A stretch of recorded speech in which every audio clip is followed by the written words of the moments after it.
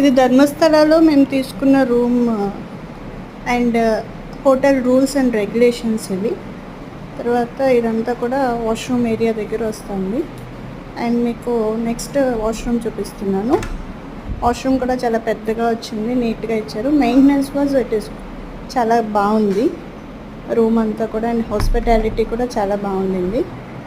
ఇది ఒక ఫ్యామిలీకి సరిపోతుంది. యాక్చువల్గా మేము 2 చిల్డ్రన్ 2 అడల్ట్స్ అని చెప్పాము.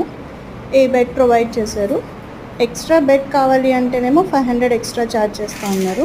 అండ్ ఇది రూమ్ నుంచి బయటకి వ్యూ అనమాట. హోటల్ ఇది యాక్చువల్గా హోటల్ మెయింటెనెన్స్ బాగుందని చెప్పాను కదా. సో విండో ఓపెన్ చేస్తే మనకి వ్యూ పాయింట్ అనేది ఇలా ఉంటుంది. సో రూమ్ అయితే చాలా నీట్గా ఉంది. నేను అంతా అయిన తర్వాత తీశాను, సో అందుకనే కొంచెం డిస్టర్బ్గా ఉంది. సో ఇది బాగా నచ్చిందని అనుకుంటున్నాను.